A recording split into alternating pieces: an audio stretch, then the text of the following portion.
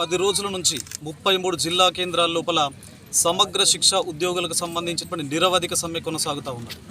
So ఎందుకు కొనసాగుతూ ఉన్నది అన్నప్పుడు రైట్ టు ఎడ్యుకేషన్ యాక్ట్ 2009 తర్వాత 2011-12 నుంచి గత 15-16 సంవత్సరాల నుంచి విద్యా వ్యవస్థ యొక్క బలోపేతానికి సమగ్ర శిక్ష ఉద్యోగుల యొక్క కంట్రిబ్యూషన్ ఉందనడం లోపల ఎలాంటి సందేహం లేదు.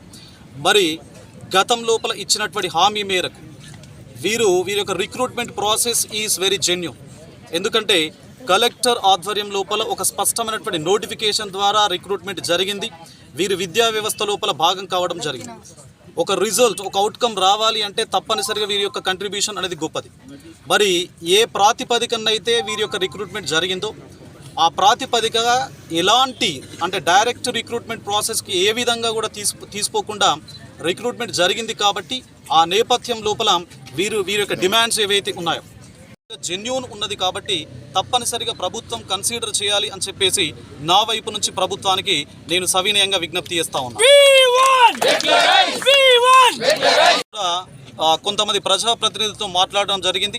సో వారు కూడా కొంత సానుకూలంగా ఉన్నట్టుగా తెలుస్తూ ఉన్నది.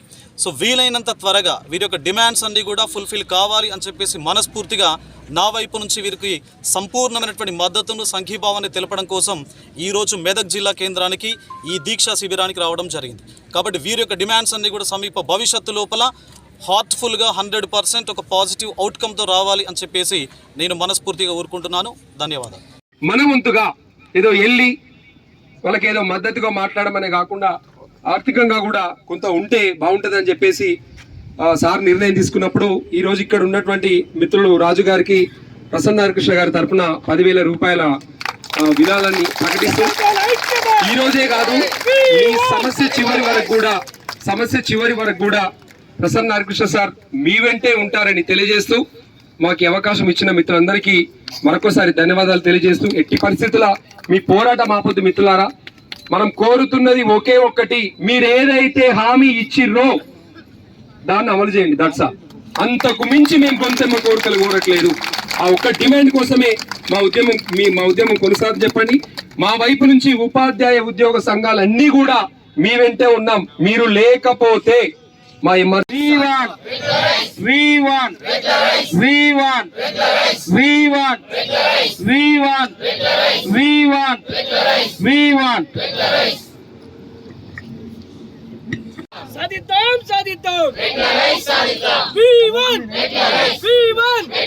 మీరిచ్చిన హామీ కదా, మీరిచ్చిన హామీ కదా, మీరిచ్చిన హామీ కదా.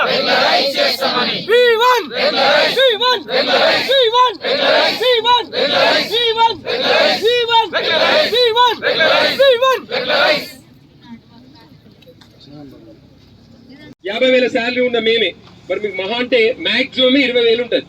పిఎస్ఓ ఒక్కొక్కరి, కేజీబీ ఎస్ఓ ఒక్కొక్కరికి కొంచెం ఎక్కువ కావచ్చు అంతే. మా అంటే 5,000. మరి మీది మీ కుటుంబాలు మా కుటుంబాలే కదా. మీరు ఎక్కడికైనా పోతే మీకేం అదే వీళ్ళు ఎస్ఎస్ఏ ఉద్యోగులు వీళ్ళకి డిస్కౌంట్ అని ఏమి ఇవ్వట్లేదు. మేము గవర్నమెంట్ ఎంప్లాయీస్ అని చెప్పేసి మాకేం ఎక్కువట్లేదు. కాబట్టి మన నుంచి మీ నుంచి వాళ్ళకు ఆర్థిక మా కేజీబీవీలు ఇలా కేజీబీవీలలో ఎంతో మంది పేదరికానికి చెందినటువంటి అమ్మాయిలు అక్కడ నుంచి బాగా చదువుకొని బయటకు వస్తా ఉన్నారు. నా స్టూడెంట్సే.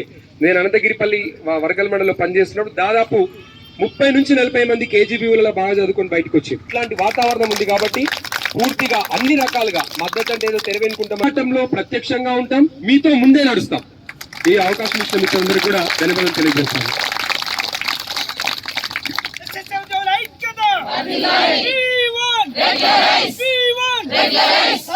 ధన్యవాదాలు అన్నగారికి.